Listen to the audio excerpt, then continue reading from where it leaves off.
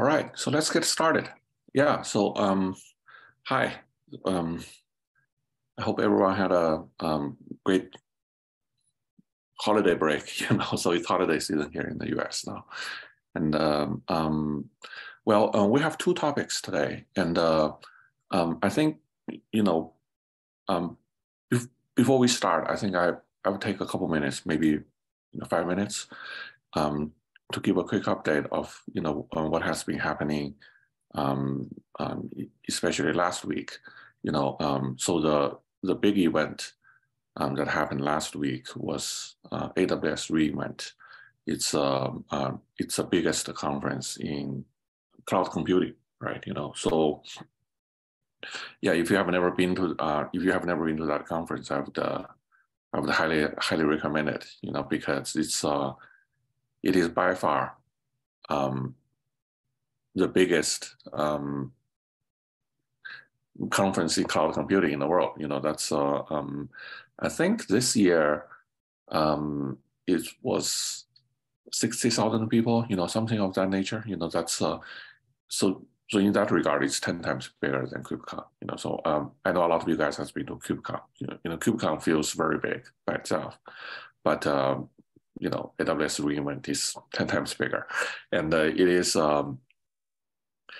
essentially just AWS or Amazon Web Services customer conference. So it's there are lots of marketing talk, of course, and a lot of stuff are just AWS products and AWS customers. So it's kind of self-serving in that way. However, because all those guys are, using cloud at the forefront of using cloud, right? So not only you meet a lot of people, but you sort of see you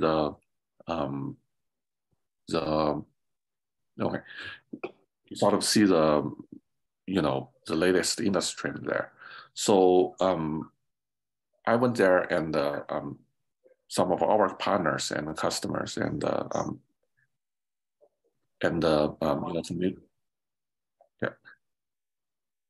and the community members of WasmEdge has been there. So that's so there are a couple of things that I find really interesting there. Perhaps the most interesting, is that through the keynote, I think if you read the review of that conference, that also, a lot of people mentioned that. So throughout the keynote, there's essentially no mention of Kubernetes and containers anymore. So AWS has definitely, want to demonstrate that they have moved above the infrastructure.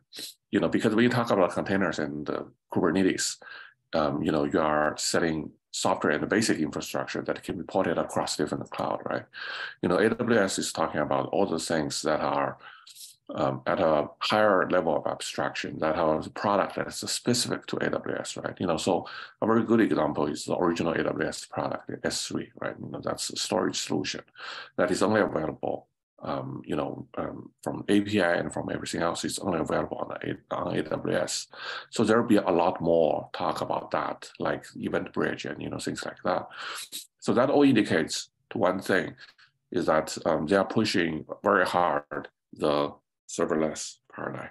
That's so serverless has really become a really important, in terms of product and in terms of mind share. I think serverless become much more important now. If you look at all the announcements that they have made, it's around serverless. Things like the Event Bridge, the the new messaging queues, and also the serverless database solutions that they announced, and there's a number of low-code solutions, the application composers and things like that. They are all around the idea of serverless, that you have one piece of code, and you just submit the code, or you just tell AWS how to run the code for you, right? So it's no longer have visibility into your own infrastructure and try to build it there, right? So I think that's one of the very interesting aspects of it, is that they have gone, I wouldn't say all in, but at least from this conference, they have invested heavily in this idea and also in the marketing of serverless. So that's one thing. So the second thing really is that when it comes to serverless, one of the big announcements on software, and that's Peter DeSantis' keynote talk, opening keynote talk at the beginning of the conference. He spent almost his entire time around software and about half an hour talk about how to improve serverless performance. Right? I find it's fascinating, because he talked about Amazon Lambda sees 10 trillion invocations per month. Okay? And he talked about the number one challenge was cold start. The performance issue is the number one challenge. And, they, in the past, AWS hasn't really acknowledged that Lambda cold start was a problem, because, they don't have a good solution. So, sorry about that. But this time around, they have a, at least in the keynote, they have a solution called snapshot, and I thought it was very interesting. It's a very I would call a low-tech solution to the problem, because it takes a very long time for the application to start up. So what do you do about it, right? So their solution is fairly straightforward. There are two ways to do it, right? One is just to keep it warm. However, keep it warm, the problem is that, meaning that you keep it running in a container, which means defeats the whole purpose of serverless, right? Because you are no longer handling requests as they come in. You have to start a server and keep it running somewhere. And that's a waste of resources, and that breaks the serverless model, right? And what AWS, what snapshot does is that it starts the container and it starts the runtime inside the container. In their particular case, it's Java, the JVM, because it takes a long time to start up the JVM. And also, I think Node.js and Python, they all have the same problem. So start the container, the operating system in it, and the application stack up to the point where it's ready to handle request. And then you take a snapshot of the system and save it, right? And the next time a request comes in, you just read the snapshot from the database or from the disk, and then instantiate from there, and then process the request. That saves you the entire startup time. And this. So the net effect really is that the startup, according to their data, the startup time was cut by 90%. So they presented an application that takes 6 seconds to start, in the past, so it's really very, that's so, as you can see, the Lambda, the Lambda function code start time is really, really slow, at least, it's 6 seconds in the past. And once they applied this new technique, it comes down to 600 milliseconds, okay? So it's 90% improvement, which is great. That's from their past, from their point of view, it's a great improvement. I also do agree. However, I think, a lot of people ask about it, because one of the message that we told people is that WebAssembly really helps in the servlet, the cold start problem. Did Amazon, so from this announcement, we can see two things. One, it is a real big problem. It's one of the issues, AWS has to address from the, spend a lot of time in our keynote speech, right? And but the second question is, did AWS solve this problem? I think the answer is a resounding no. That's 600 milliseconds is not solving the problem. Because if you look at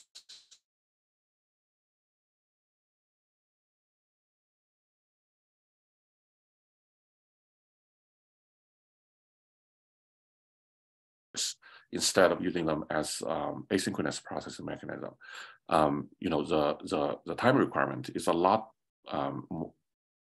more strict than 600 milliseconds. If you look at Cloudflare's guidelines, is that they say they're what they call Cloudflare workers, or the edge serverless functions. It has to return within 50 milliseconds.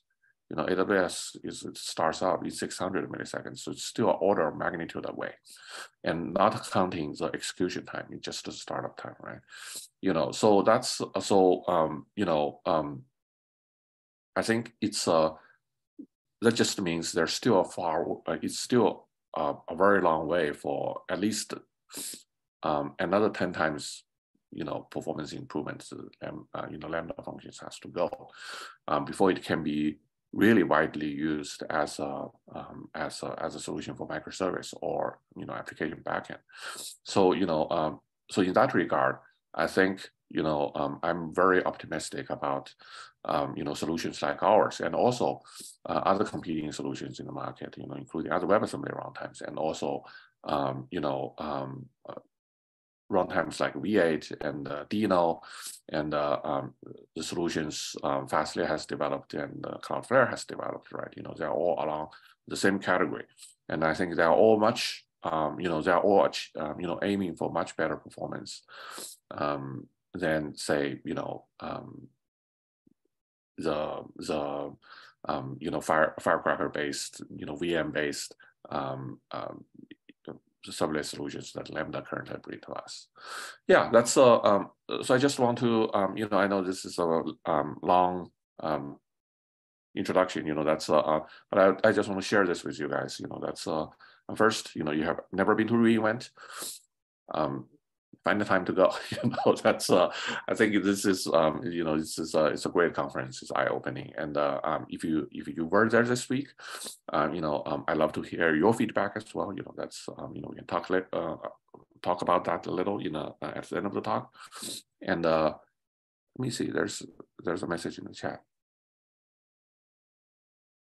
Okay. Yes. That's exactly right. The AWS solution sounds like,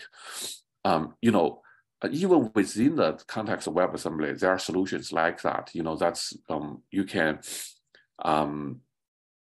execute to the point where you can serialize your data and then take a snapshot and then execute from there. So even without that, WebAssembly is 10 times faster than, say, the snapshot solution that the best solutions that AWS Lambda has. But with snapshot capability inside WebAssembly, I think Wiser is one of the solutions that particular for JavaScript, because JavaScript runtime starts up slowly, rather slow in WebAssembly, but it's still in milliseconds, under 10 milliseconds for sure. And I think Wasm time has something similar with their JavaScript setup, and WasmEdge going to have something similar too. That's we modified the Syncify library, which I think we're going to have a technical preview maybe next week. Is also to allow application to execute to a certain point, and then take a snapshot and then resume from there. So that represent another 10x performance improvements on the baseline that's already fast with WebAssembly. So anyway, yeah, that's if anyone has other thoughts, let's we can discuss it at the end of the talk. So let's get to the main topic of this meetup. So first, I want to invite Hydai to talk about what's new with the new version of WasmEdge. We are preparing for a new release this week. So is this week or maybe later this month. So I ask Hydai to talk about it. Thanks.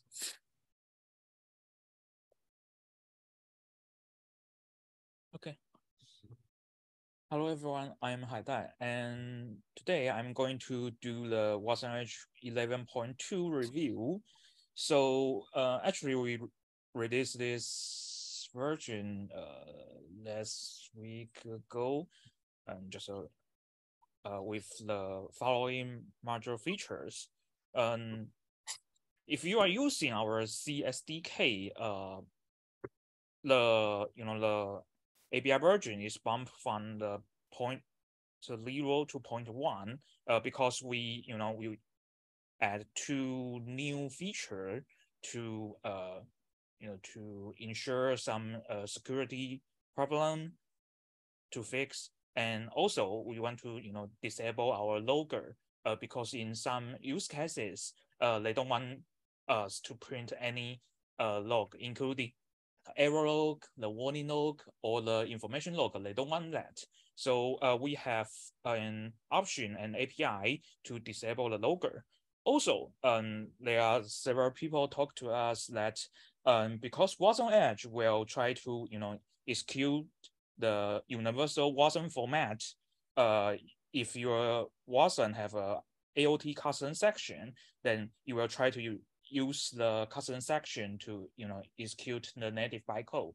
However, in some cases, you may somebody a bad guy may give you a problem Wasm file with something dangerous in the Wasm file. So to avoid the situation happen, so we have option called the force interpreter to disable all the AOT section in the universal Wasm file. So this is why we bump the the API version. And also another the major feature is that we support the TensorFlow-Lite. Please make sure that's TensorFlow-Lite, not TensorFlow. Okay. So we support TensorFlow-Lite backend for the WasmEdge plugin. So now you can use the TensorFlow-Lite model in the WasmEdge proposal. Yeah. So here is two things I want to mention here. And also we have the experimental feature. We call it equal one-off because there is a function called pull one-off in the Wasm component. However, we didn't have the edge triggered equal function, so we add a new one. You can use it in our new release of the WasmEdge Wasmedgec.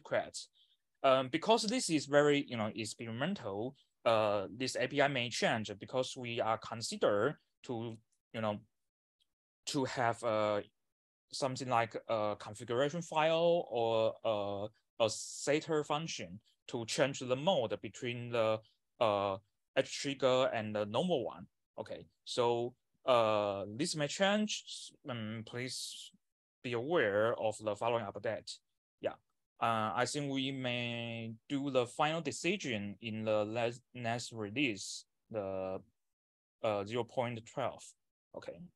Another thing is that we also implemented some of the Wasm function on the Windows platform, and you can check the host Wasm and something with the Windows postfix file name. You can find some of them already implemented and some of them are not. So we are welcome. If you are familiar with the Windows platform, you can submit a pull request. We will be very happy to have it. Yeah, and we do some internal component change about the loader. So the first thing is that we will try to reject the Wasm file, which is the universal Wasm file. However, it fill the wrong data section. So here is one thing. And the second one is that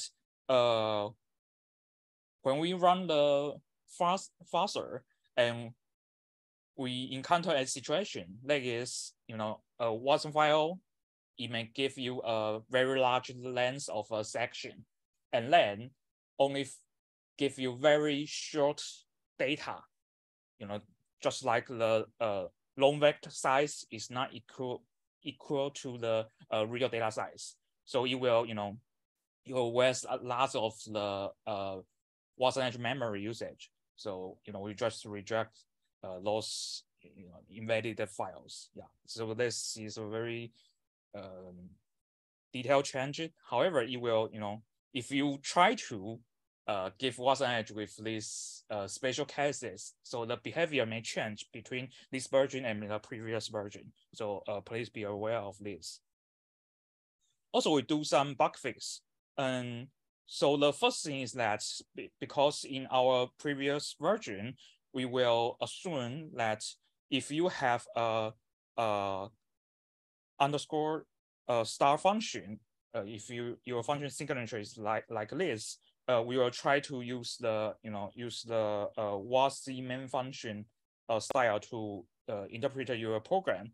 So we only take the return value of the main function from the the Wasm have a function called get the exit code. So we only return the value from the get exit code. However, some developer want to return another thing in their use case. So we just separate it. If your signature, your start function signature is exactly follow the Wasm style, then we will just do the same thing. However, if you have your own signature but with the same name, we will follow your implementation in the Wasm application. Okay. Another thing is that our Windows CLI, if you try to pass some non-English string as the parameter, then it will fail in the previous version, and we will fix it. Okay. Another thing is that we found that there is a codegen issue when we generate some SIMD instructions on the 64 platforms, including the Linux and the Mac OS, and we just fix it. So before this version, you may encounter some application with a SIMD feature cannot execute correctly on your platform. Then this is fixed.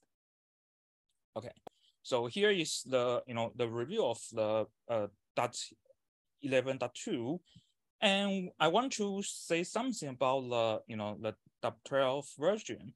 So the first thing is that we will introduce the read-only Wasm file system.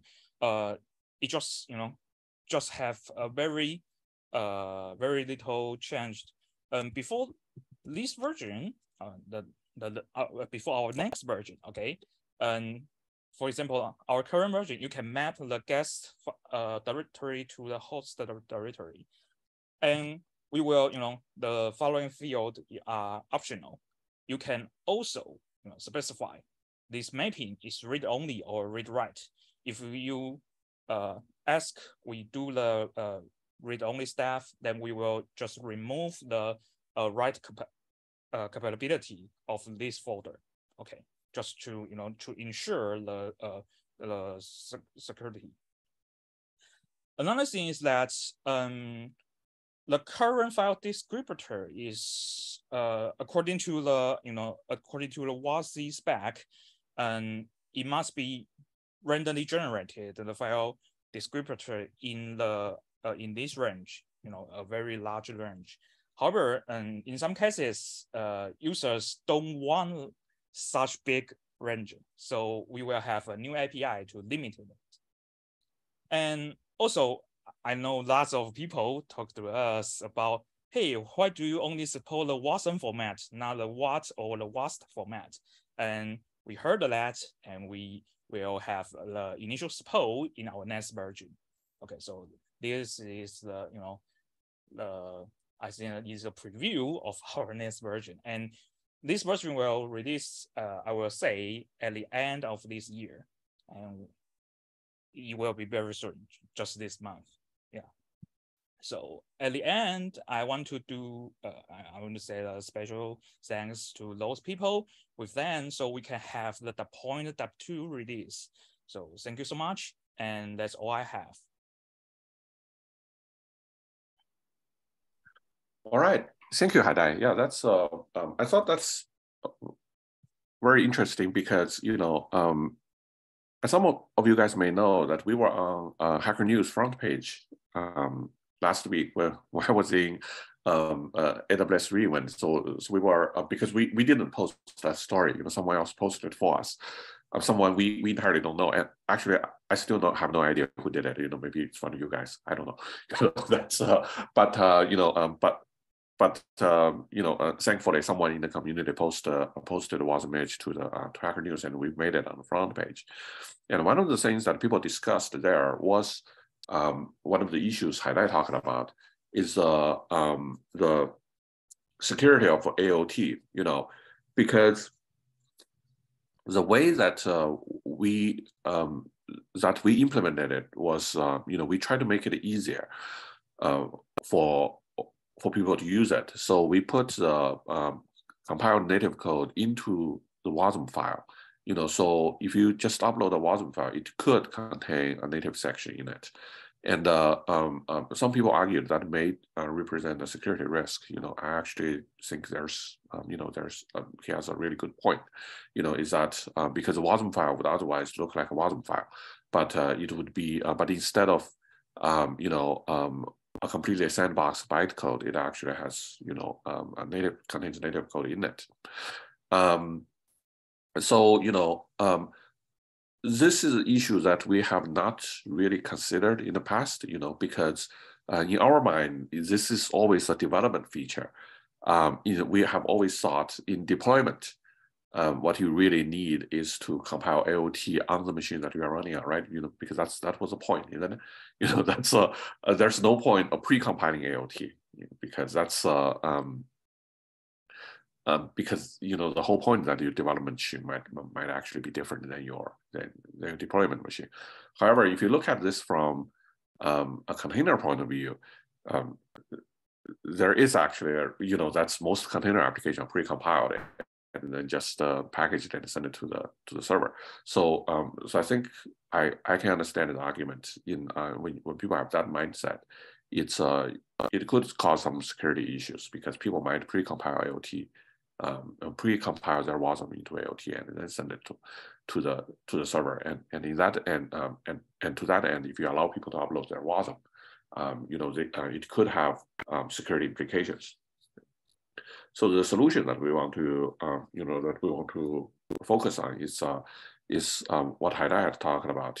There's a flag in the Wasm that specifically make it very explicit that this is a development feature. So so you use it to develop and test applications, and when you actually run applications, you either should turn off the AOT, to have a complete secure sandbox, or to have to arrange in your system to compile the AOT locally on the server instead of having someone upload the AOT-based AOT binary to you.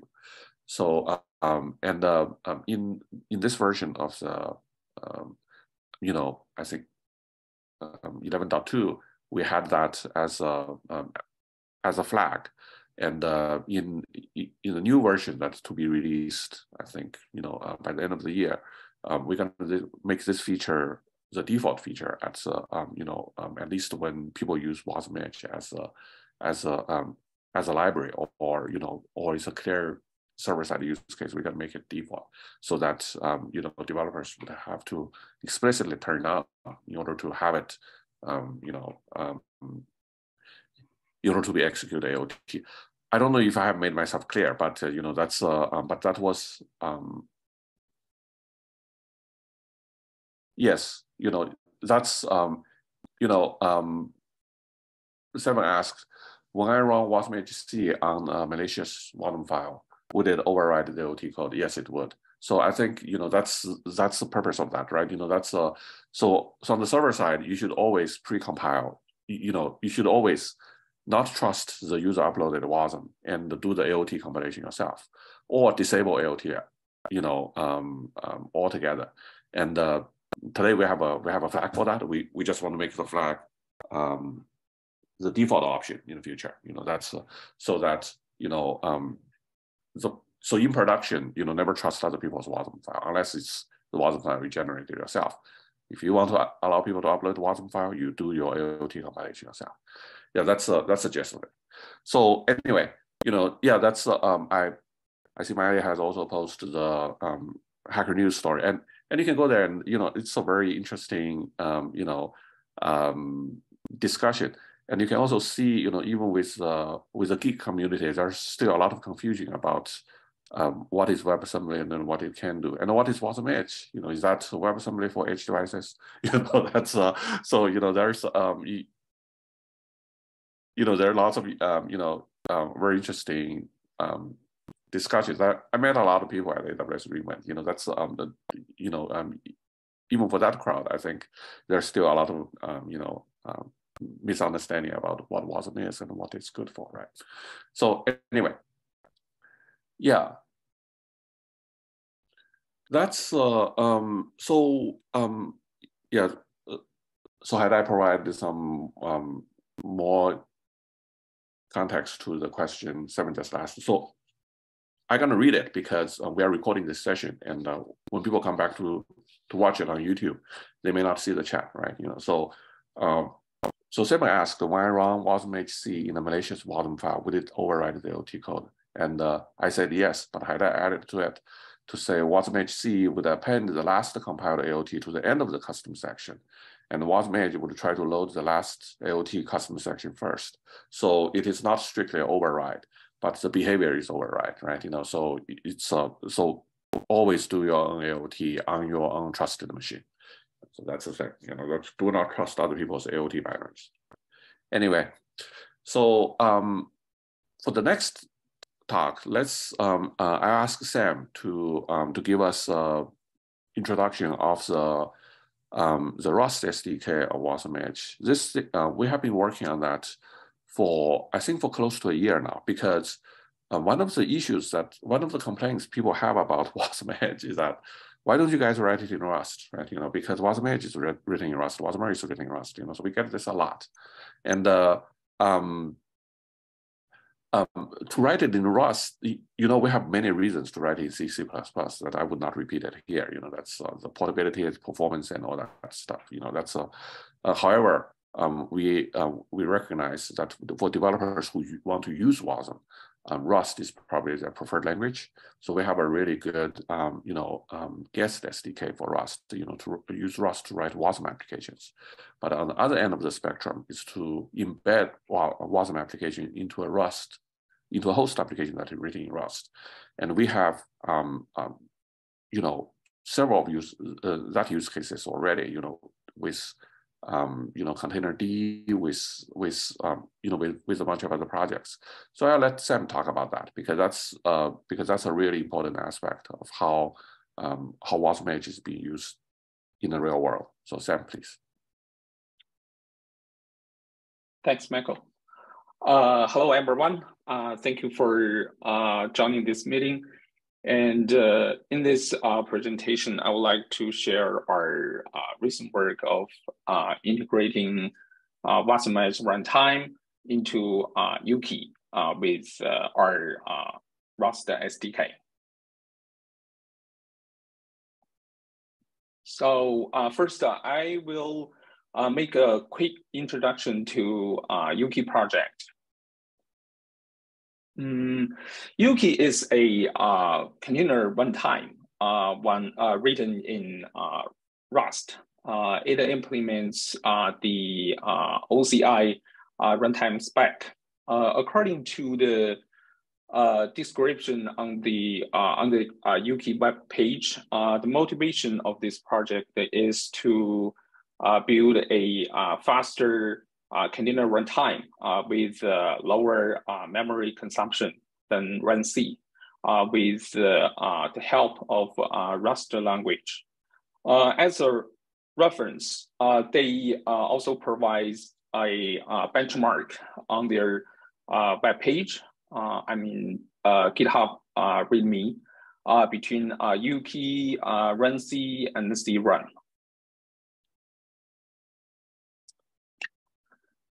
So now let's see the major components of Yuki project. It consists of 4 components, actually 4 crates. Yuki binary provides the user interface, as well as bands the other crates together to actually perform the work of creation and management of containers. The second one is libc groups. This crates contains functionality to work with Linux C groups. The third one is lib container. this crate provides functionality for creating and managing containers. Yuki itself use this crate to manage and control the containers. We did the integration job in this component. So we'll focus on this crate in the next slides.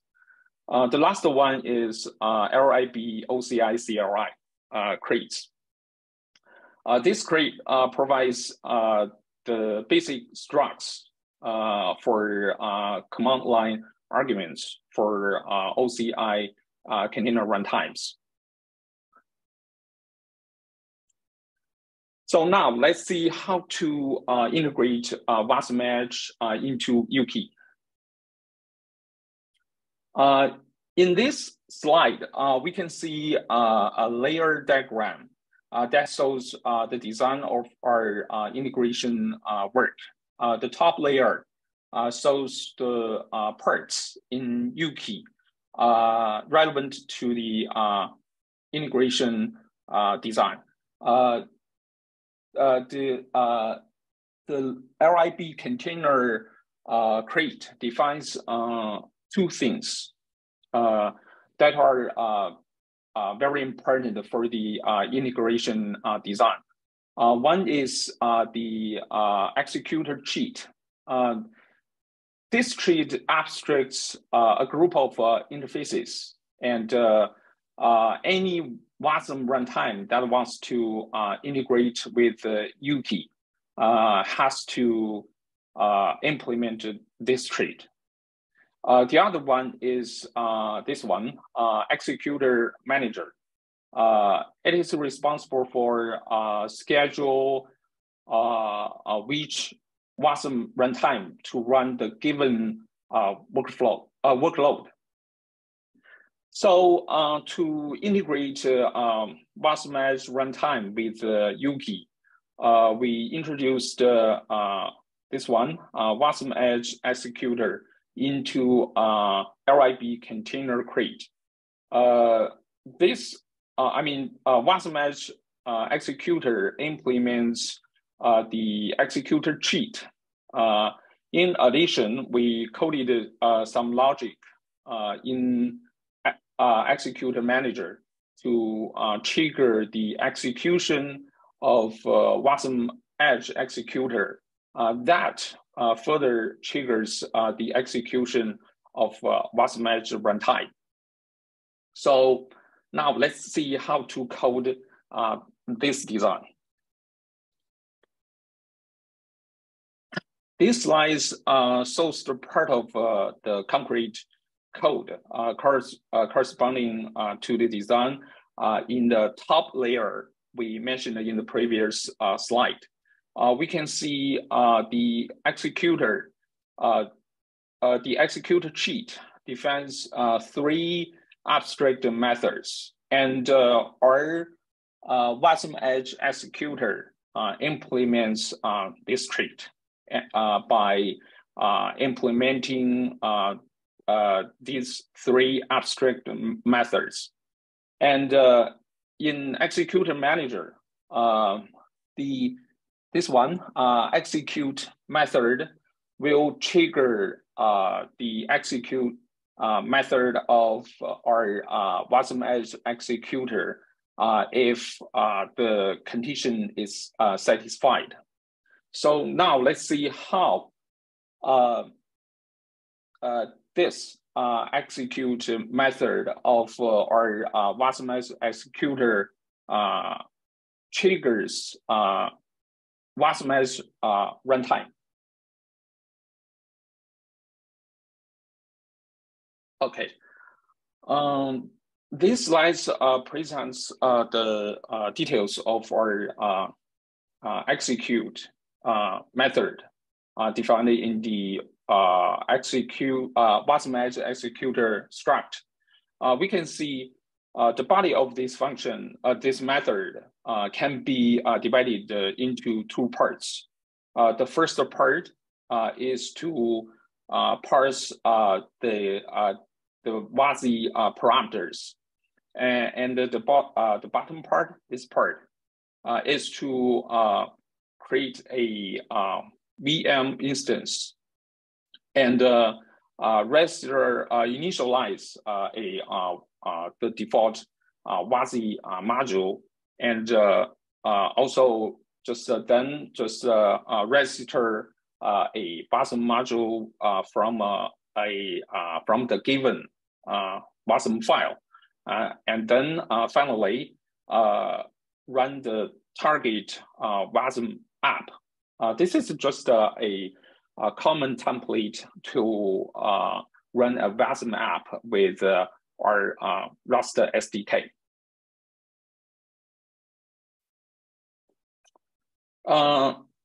In Yuki's documentation, there's an example to demonstrate how to enable WasmEdge runtime while building Yuki binary, and also how to build a container image with a Wasm module, and finally how to run the Wasm module with the Yuki binary and Podman. So if any one of you has interest in this example, just go to the document for the details. And I've already uploaded this slides onto the Google Docs, so you could find this link and follow this link to the example. So we're done. Thank you, Michael.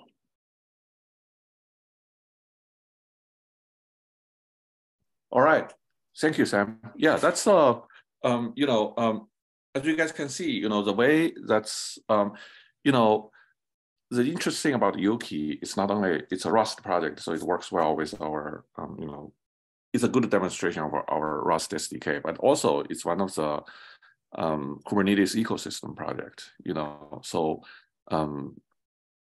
as you guys have you know that very well, we integrated with CRUN, right? So Yuki is a Rust rewrite. So run C is written in Go, CRUN is written in C++, and Yuki is written in Rust. So those three are you know, more or less equivalent. So I thought that was you know, so it's essentially the same same approach we did with CRUN, that we that we integrated the WasmEdge into Yuki. So you know,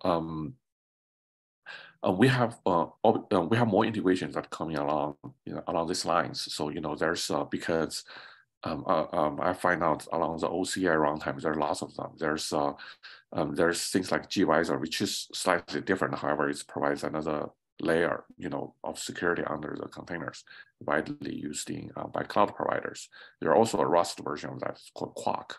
So you know, so we are integrating with all of those, so that you know, there's different entry points in the Kubernetes ecosystem that we can use to invoke you know, WasmEdge applications. And like Sven has mentioned last you know, in our last community meeting, you know, there's you can now do that in the Podman ecosystem, right? Because Podman, it's underneath that was CRIO, and then underneath that was CRUN. You know, so you can you know, you can integrate WasmEdge nicely into that ecosystem, and through the you know, run WASI and the work we have done with Docker, you know, we can do that with Containerd. By the way, the run WASI shim has now become an official project inside sub-project inside Containerd. So it's also being standardized. And with project like Yuki, that we can, you know, we can integrate into more OCI runtimes that can, you know, it's just to provide more ways to run WasmEdge, you know. So I thought that's very interesting. And also because of the Rust SDK, we're integrating into a lot more systems that was for example, we are, in blocking space, we are integrating into Substrate and Polkadot. We're preparing PR for them, and because that's a very large system that's written in Rust and make heavy use of WebAssembly. So, through our, Rust SDK, we'll be able to do that. And we have a bunch of other projects, like I just said, the Quark, that's it's a Rust rewrite of gvisor, right? So a lot of those traditional Go projects, we can use WasmEdge. We can integrate WasmEdge into that through our Go SDK, or using our Rust SDK to integrate into them. So there's just a lot of interesting and exciting things that are happening in this space at this moment. So yeah, that's yeah, okay, yeah. Thank you, Sam. So Sam also put up the slides of that he has just presented, in terms of the work that the Yuki team has done. We have done to integrate WasmEdge into this into that system. So yeah, that's all the content that we have for this meetup. So we have about 10 minutes left. If anyone has questions, that's you're welcome to ask at this moment. And if you don't, that's we'll see you in the new year. This is the last community meeting in 2022. I can't believe how fast the year has gone by, and we made I think, at least from my point of view, I think we made a lot of progress. We started. I started the year. I think January 4th, our community meeting. I did that in the car driving to Dallas. And then I spent a lot of time in Asia. I got COVID. I think a lot of you guys got COVID too. And then, I went through quarantine, and then I went to Singapore, and then came back, and we had a big announcement with Docker. And then it's, I think next year we're going to have a lot more. We have a lot more partnerships that has lined up, and a lot more, I think well-known companies are trying WasmEdge at this moment doing pilots. So there'll be a lot more things that we can announce in the new year. So yeah. Hi, Michael. So great community meeting as always. As you mentioned, other companies, Hydai had given a short outlook to 0.12 version. And that reminds me that we have an issue created by Philippe Charrière from GitLab. He was trying to run the .NET example on WasmEdge, and obviously it is not working because the socket API is slightly different. And there was a comment that with 0.12, we may have a shim to the Wasm time socket API. Is this still on the roadmap? Would this be possible? That is correct. So Hydai, you can add to what I said, right? My understanding is that there will be another flag or option that allows people to choose, because those two APIs are incompatible. The Wasm time provided some basic support of socket, I think, for this particular purpose. So they added some socket support, but it lacks a lot of features. So for instance, it lacks the asynchronous or non-blocking features, which are critical for our use case, for a lot of our use cases. So, but we do want to support that, so that, as you have just mentioned, examples like the .NET runtime, and also we have, we have a bunch of other runtimes, like PHP and, things like that would work. So we would have another, a runtime flag. So at runtime, you can tell WasmEdge which socket implementation that you want to use, and it would fairly transparent. It would transparently switch to either the WasmEdge socket or the socket implementation that is compatible with Wasm time. Yeah.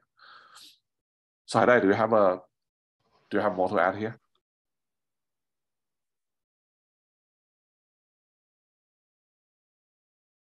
Okay, so I read Hydai's comments in the chat. He said, yes, that's on our roadmap, and I think we'll have compatible flag options to support that. Yeah, that's to come out in 0.12. Yeah. Great, sounds awesome. Thank you. Yeah.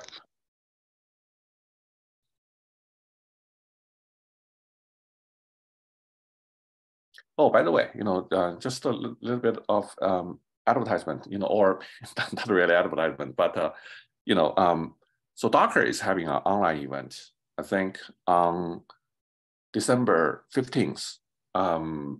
It is one of the, so it's called Community All Hands. So Docker have DockerCon, which is an in-person event, in-person and virtual hybrid event. And they also have 4 community all hands. It's like this, but it's like the meeting we are having right now, but much bigger because it's because they are a much bigger project, so to speak, right?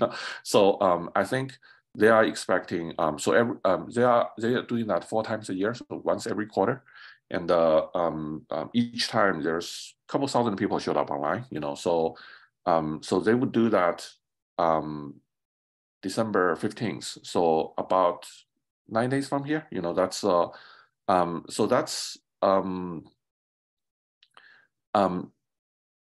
it's a virtual event, so it's streamed online.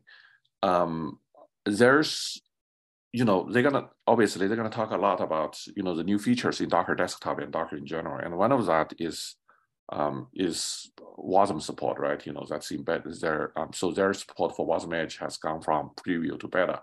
So everyone who download Docker Desktop today get a copy of WasmEdge, whether they know it or not. So it's well, it's an interesting setup. That's so they have as I understand, they have several end users, or I would say downstream providers who would be able to talk about their Wasm use cases. I know VMware, our partner at VMware would talk, and they have a bunch of others. And another interesting thing is that in Docker Hub, they have supported, I would say non-container artifacts, meaning Wasm files can be supported directly in Wasm in Docker Hub, so that it so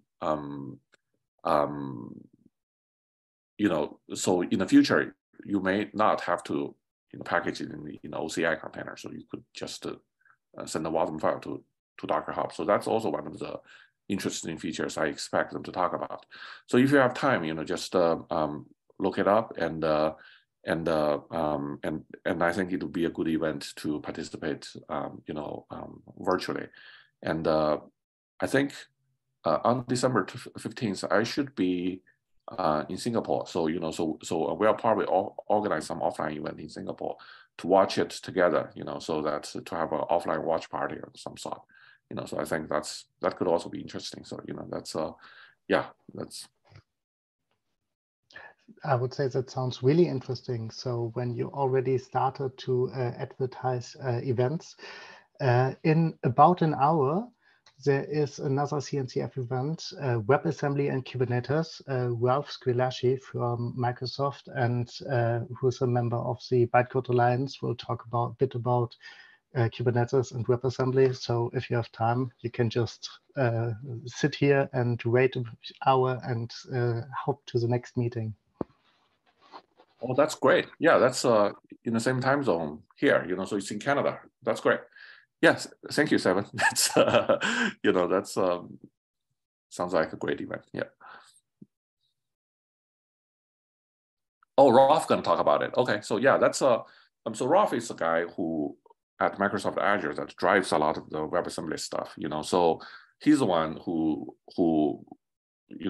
point us towards the the containerd and the run WASI approach, and that's so he's also the one who has spearheaded try to integrate the work that we have done at containerd, the Wasm work that's done at containerd, to be integrated upstream to the containerd project itself, right? So that's so yeah, that's he's a really good speaker. That's I'd really encourage you guys to watch that. So he has already have some Wasm support in Azure. That's because it's done through the shim. So I think I think right now he has experimental support for Wasm time, but I think WasmEdge would come really soon. Once we have our run WASI patch that's merged in upstream to containerd, I think that support will come really soon. So that's also something to look forward to, to support WasmEdge on Azure. That's something, we have been working on it for a long time. Yeah. So if you guys have time, you can please do join that conference and ask him, when are you going to support WasmEdge on your on Azure? That'll be a good question to ask him. All right, so I think we are at the end of the hour, and thank you guys all very much for your time today. And it's the holidays coming up, and have a happy holidays, or happy Merry Christmas. Whatever you choose to celebrate. And we'll